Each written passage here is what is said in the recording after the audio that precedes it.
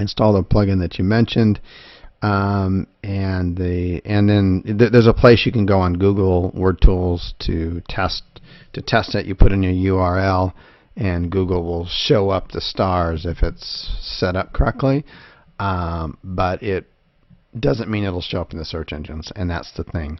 And so one of the challenges with the Google snippets on that end of it is that Google is not showing them as much as they have in the past, and so I would recommend going more with the Google authorship, because those are actually showing up, and so far these are sticking. Whereas with the stars on them, these are the stars on here, the ratings.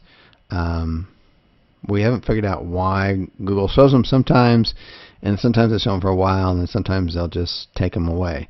And it would be awesome if we can get the star rating and this together. That would be the ultimate. That would really stand out. But for right now, this would be the alternative. And what you're doing is you're basically taking your site, and when you take it to your site and you take it to the Google snippet page to test it, you put in a URL and it shows up the stars there, but when you go to the search engines, that doesn't show it up. It's totally at Google's discretion whether they want to show those or not, and we don't have any control over that, and neither does the plugin.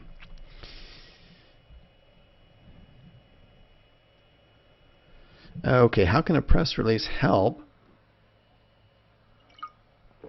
and how would you structure it? Depends on the type of press release, but if you've got, well, let's put it this way: if you're doing, whether you've got PR boot camp through Michael X, or you do PR web, the $200 a shot version. Either one of those, I would set it up as a proper WordPress, a proper press release, and use that format there. And if you just Google in, press release format, or you go to PR Web, and that's prweb.com, they can show you step by step on how you set up the proper structure for a WordPress. If you've got Michael X's course, then it's already laid out there, and it needs to be. The angle at it is that it's newsworthy, and then they allow you to put a link in there that will go actually back to your site, and that's how you set those up. And then on top of that, I would be sending. They'll go right up to page 1 like really fast, and in order to ensure that they stay there, you just need a few backlinks, a good quality backlinks to send to them, and they'll end up just sticking, especially in local markets. Okay, the biggest challenges here are unique content, ranking, and scaling. So unique content in there, I'll show you in the course how to get 100% unique content, so you can get your unique content there.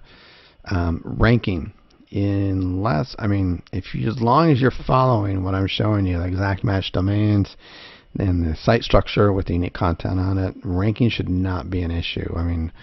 I was on a webinar last night, and we had a member chime in from on the call, and I've heard this over and over again. People on the weekend will, once they learn how to build the sites, so build up 5 or 8 sites over the weekend, and then by Tuesday or Wednesday they're already ranking on page 1. So ranking should not be an issue there.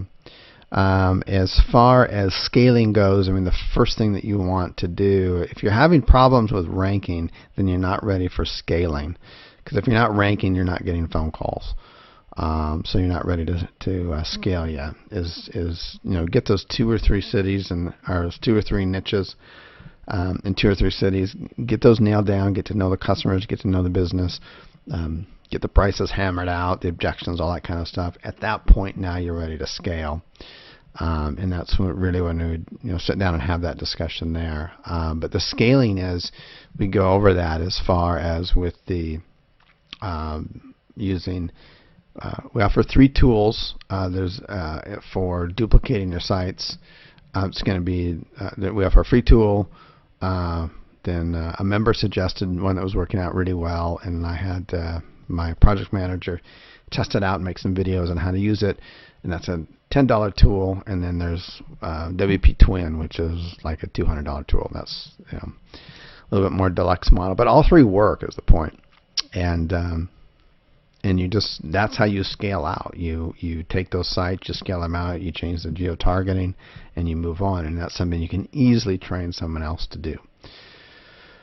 How do you use Unique Article Wizard, Social ARD, and for 50 to 100 sites on that end of it? Unique Article Wizard is easy. They don't have any limits. I could be submitting 100 articles a day to them, and they don't care. There's no limit, or at least there's no limit that we found with them. And that's what's awesome with them. Social ARD does have limits. However, the limits on there are for how many they'll do per site. And then for actually what we do is we have the deluxe count for Social ARD, and because we have so many sites out, we actually have multiple Social ARD accounts. But I mean, you don't have to worry about that until you've got like 1,000 sites and you're trying to grow 100, 200 per month on that. So we have dedicated writers, and if not, and I don't want to use an article builder or iWriter, what other sources or content could you use for 50 to 100 sites at a time? One of the things you could do is, I'm going to read back the question here because you're kind of limiting what's possible here. You have dedicated writers, which is referring to me. If you do not want to use Article Builder or iWriter, what other sources of content would you use for 50 to 100 sites at a time? You're going to need some writers to do that. I just don't know any other way to do it. So here's some other options. One is you can go in and you can find the content that we have on how to get 100% original content. The content that you get will need to be, once you get it, you run it through Copyscape so you know it's 100% unique through Google's eyes. You'll need to clean it up again. Just a few grammatical errors will come through. So it's just a couple of minutes of work. And so that's what you can use for your posts. And if you've got 50 sites, you could take 10 of those and go 10 posts, and then you could use Rewriter to do a automated light spin on it and use those same ones for your 50 sites, and that would work fine for you. That would probably be the fastest, quickest way to do it. Google authorship. You may end up with uncovering this anyways, but do we create a separate Gmail profile for your authorships for each site, or can we keep an isolated one for each others so Google doesn't connect the dots? That's a good question. We just started this, by the way, so I don't have the answer for that. We're possibly looking at using, so far we've been using separate ones, so from separate Gmail accounts, but could we use the same, maybe we have, say, 50 sites, and could we use 10 or 5 profiles for Google authorship and spread those out among those 50 sites? I think we could do that, but we haven't done it yet, so I haven't tested it, so I can't say on that. Okay. When it comes to silos, do we expect people to see the silo pages? No, not at all. They are more for the search engines. That's exactly what it is. They're still well written, of course, merely to boost the homepage. That is exactly right. Where they're not there for the customers to find. We're not trying to get them to show up in the search engines. None of that kind of stuff. It's all about creating the sites to become an authority, and letting Google know that, hey, you got lots of different slight variations of the same theme. We like you. They want to show that kind of stuff to the end user. So that's where we always put the post down at the footer. So it's there if you want to scroll all the way down the bottom of the page and look, but it's just for the search engines. In your experience with your own sites, what percentage of traffic comes in on the home page versus the silo pages? It's all coming through to the home page, because the silos are designed to point and support through anchor text the silo. So it's like the silo is the one that is going to be ranking for all those terms, and it's going to be ranking for all of the broad terms because of this silo structuring. So it's not like, I mean, there may be rare cases where one of your posts will show up. So what? Who cares? But it's going to be your silo that's going to show up. Good questions, by the way.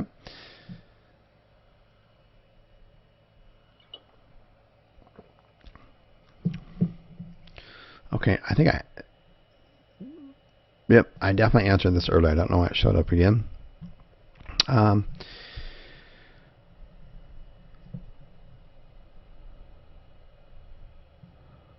I answered that one again. I don't know why that's showing up here. We're going to get... Okay. Is there something in the opt-in form that tracks and bills with Calzoo? Okay, so is it possible to use Gravity Forms? Look, what you're referring to here is the Calzoo opt-in form. It fully integrates automatically with your billing system in your PayPal account. There's nothing you need to do. I mean, once you install it, it's done. It's there. So what's going to happen is that you're going to see on your invoicing, you're going to see pricing on your same invoicing for that client, for the phone calls and for the opt-ins, and you can adjust the prices for both, and you can customize it. Okay, so it's all fully integrated.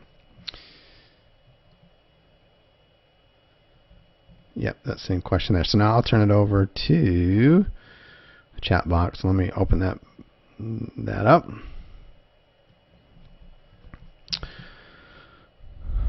Okay.